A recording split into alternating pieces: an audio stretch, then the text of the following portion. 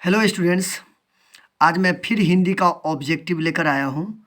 अगला चैप्टर है, इसका नाम है उसने कहा था। तो चलिए, और मैं बारीकी से 1 बाई 1 करके चैप्टर बाई चैप्टर ऑब्जेक्टिव डाल रहा हूँ और आपके लिए बहुत ही हेल्पफुल है। और मैं समझता हूँ कि सब लोग देखते होंगे ध्यान से और देखेंगे भी। आपके एग्ज़ाम के लिए एग्जामिनेशन पॉइंट ऑफ व्यू से बहुत ही इम्पोर्टेंट है क्वेश्चन। चलिए तो देखते हैं।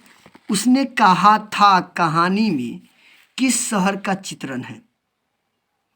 उसने कहा था कहानी में किस शहर का चित्रण है? तो अमृतसर शहर का चित्रण है।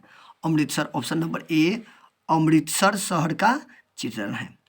क्वेश्चन नंबर 2 में देखते हैं, लहना सिंह के गांव का क्या नाम था? तो लहना सिंह के गांव का नाम माझे था। माझे, ऑप्शन नंबर सी, माझे। लहना सिंह की मृत्यु किसकी गोद में हुई थी? तो लहना सिंह की मृत्यु बजीरा सिंह के गोद में हुई थी। बजीरा सिंह के गोद में लहना सिंह की मृत्यु हुई थी। अगला क्वेश्चन है, देखेंगे, लहना सिंह किस पद पर था? तो जमदार के। लहना सिंह जमदार के पद पर था। लहना सिंह जमदार के पद पर था। पलटन का विदूषक कौन था? पलटन का विदूषक बजीरा सिंह था। पलटन का विदूषक बजीरा सिंह था। अगला क्वेश्चन देखते हैं बच्चे, सूबेदार हजारा सिंह के लड़के का नाम क्या था? तो बोधा सिंह। सूबेदार हजारा सिंह के लड़के का नाम था बोधा सिंह, ऑप्शन नंबर ए। अगला क्वेश्चन है, भारतीय सिपाहियों का किसके साथ संघर्ष हुआ था? तो जर्मनी के साथ। भारतीय सिपाहियों का किसके साथ संघर्ष हुआ था?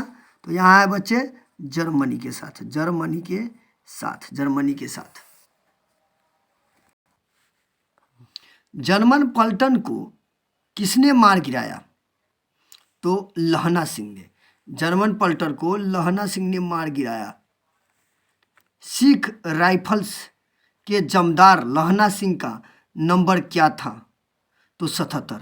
सिख राइफल्स के जमदार लहना सिंह का नंबर क्या था? 77 नंबर था। सरकार ने सूबेदार को, देखेंगे, ध्यान देंगे, यहाँ है, सरकार ने सूबेदार को जमीन कहाँ दी है? तो सरकार ने सूबेदार को जमीन लायलपुर में दी थी। लायलपुर में। गुलेरीजी का जन्म कहाँ हुआ था? गुलेरीजी का जन्म कहाँ हुआ था? जयपुर, राजस्थान में गुलेरीजी का जन्म हुआ था। अगला क्वेश्चन है बच्चों, ध्यान देंगे, सुखमय जीवन किसकी रचना है? तो सुखमय जीवन चंद्रधर शर्मा गुलेरी की रचना है। सुखमय जीवन चंद्रधर शर्मा गुलेरी की रचना है।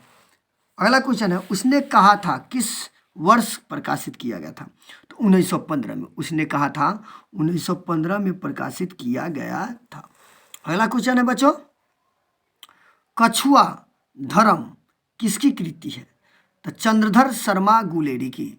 ऑप्शन नंबर डी में कछुआ धर्म किसकी कृति है? चंद्रधर शर्मा गुलेरी की। बोले, पुरानी हिंदी किसकी रचना है? तो पुरानी हिंदी चंद्रधर शर्मा गुलेरी की है। चंद्रधर शर्मा गुलेरी की रचना है। पुरानी हिंदी चंद्रधर शर्मा गुलेरी की रचना है। कौन सा निबंध गुलेरी रचित नहीं है? कौन सा निबंध गुलेरी रचित नहीं है? तो मजदूरी और प्रेम गुलेरी रचित नहीं है। कुरमाई का क्या अर्थ होता है? ध्यान देंगे, कुरमाई का क्या अर्थ होता है? तो मंगनी। कुरमाई का अर्थ मंगनी होता है। बोधा कौन था? तो बोधा सूबेदार हजारा सिंह का बेटा का नाम बोधा था। सूबेदार हजारा सिंह का बेटा का नाम बोधा था। चंद्रधर शर्मा गुलेरी की कहानी कौन सी है? चंद्रधर शर्मा गुलेरी की कहानी कौन सी है? तो उसने कहा था। चंद्रधर शर्मा गुलेरी की कहानी उसने कहा था है। कौन सी कहानी चंद्रधर शर्मा गुलेरी की लिखी हुई नहीं है? जो तो यहाँ देखेंगे, कफन चंद्रधर शर्मा गुलेरी की लिखी हुई कहानी नहीं है, ऑप्शन नंबर डी। आगे देखेंगे बच्चों, गुलेरी किस गांव के मूल निवासी थे? गुलेरी किस गांव के मूल निवासी थे? तो गुलेर के मूल निवासी थे। यहाँ देखेंगे बच्चों, उसने कहा था कहानी के कहानीकार कौन है? तो बालकृष्ण भट्ट ने। उसने कहा था कहानी के कहानीकार कौन है? Balkrishna Bhatt, option number A. Chandradhar Sharma Guleri किस युग के कहानीकार है? चंद्रधर शर्मा गुलेरी किस युग के कहानीकार है? तो द्विवेदी युग, ऑप्शन नंबर ए, द्विवेदी युग के कहानीकार है। उसने कहा था कहानी कितने भागों में विभक्त है? उसने कहा था कहानी 5 भागों में विभक्त है। कितने भागों में? 5 भागों में विभक्त है। चंद्रधर शर्मा गुलेरी का जन्म कब हुआ था? तो चंद्रधर शर्मा गुलेरी का जन्म 7 जुलाई 1883 के हुआ था, ऑप्शन नंबर बी, 7 जुलाई 1883 को हुआ था। लहना सिंह किस कहानी का पात्र है? तो लहना सिंह उसने कहा था कहानी का पात्र है। लहना सिंह उसने कहा था कहानी का पात्र है। उसने कहा था किस प्रकार की कहानी है? तो कर्म प्रधान है, ऑप्शन नंबर यहाँ डी दिया गया है, ई दिया गया है बच्चों, कर्म प्रधान। उसने कहा था किस प्रकार की कहानी है? तो कर्म प्रधान कहानी है। पुरानी हिंदी कौन था? चंद्रधर शर्मा मुरेली की।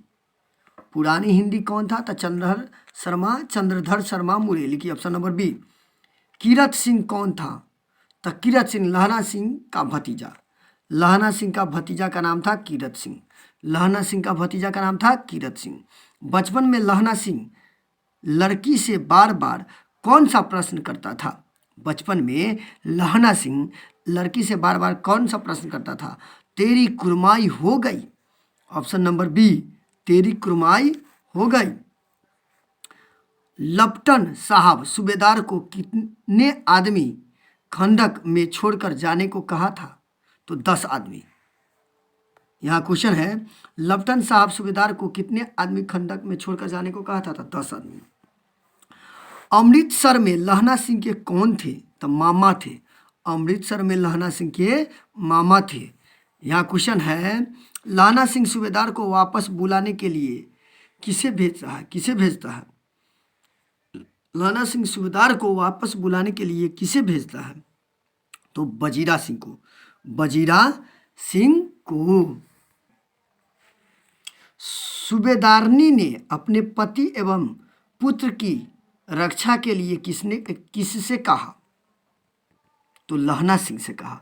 सूबेदारनी ने अपने पति और पुत्र की रक्षा के लिए लहना सिंह से कहा। लहना सिंह का सिर अपनी गोद में लेकर कौन बैठा था?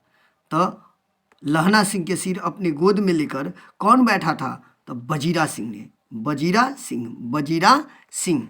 लहना सिंह के मामा कहाँ के रहने वाले थे? तो लहना सिंह के मामा अमृतसर के रहने वाले थे। कहाँ के रहने वाले थे? अमृतसर के रहने वाले थे। उसने कहा था किस वर्ष की रचना हुई? तो उसने